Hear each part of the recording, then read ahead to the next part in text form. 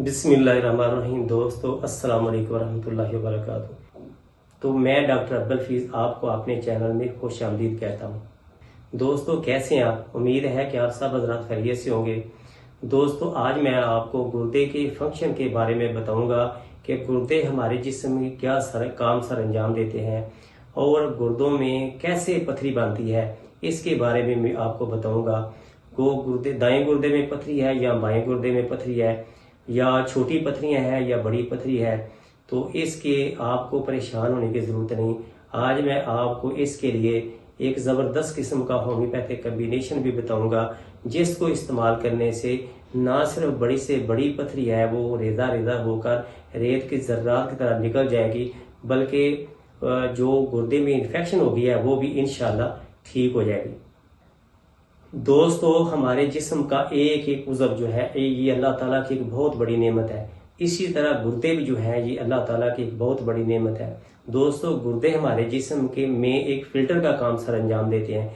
ये हमारे खून को फिल्टर करके साफ करके वापस पूरे जिस्म में भेज देते हैं, और इसमें जितने भी एक्स्ट्रा पार्टिकल्स होते हैं या फाजल मादे होते हैं वो गुर्दे से होते हुए पेशाब के जरिए बाहर खारिज हो जाते हैं।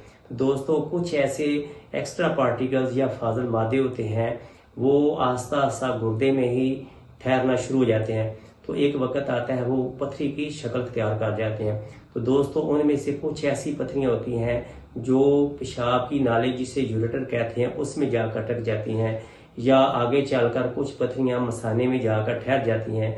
तो जब ऐसी हालत में मरीज हमारे पास आते हैं तो वो शिद्दत का दर्द महसूस कर रहे होते हैं। ये दर्द पीछे से आगे की तरफ आता है।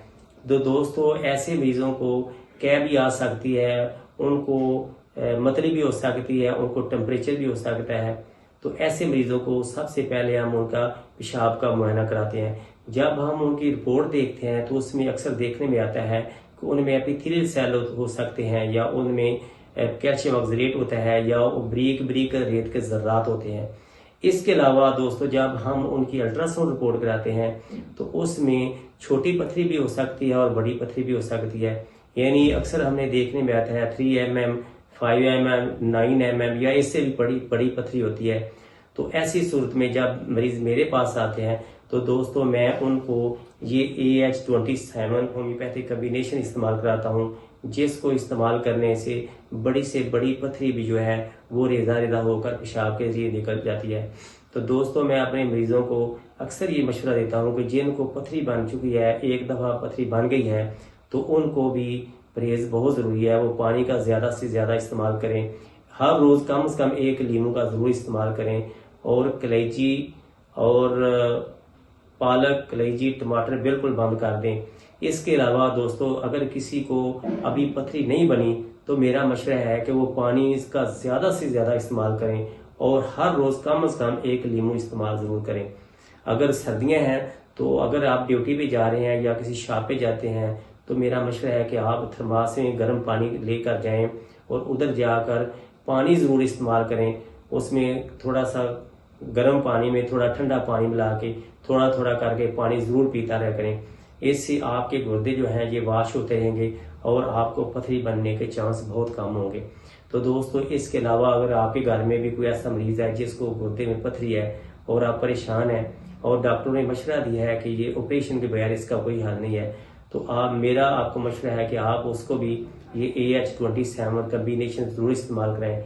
इंशाल्लाह इससे जो पथरी है वो उसकी रेजा रेजा होकर रेत के ज़रात की तरह निकल जाएगी।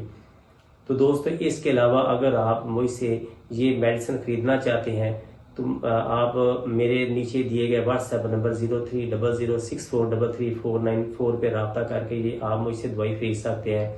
इसके अलावा अगर आप किसी भी मर्ज़ के बारे में मुझसे कोई मशवरा हासिल करना चाहते हैं तो मेरे व्हाट्सएप नंबर पे अपनी रिपोर्ट्स भेजकर वॉइस मैसेज के जरिए आप मुझसे मशवरा हासिल कर सकते हैं। अस्सलामु अलैकुम वरहमतुल्लाहि वबरकातुहू।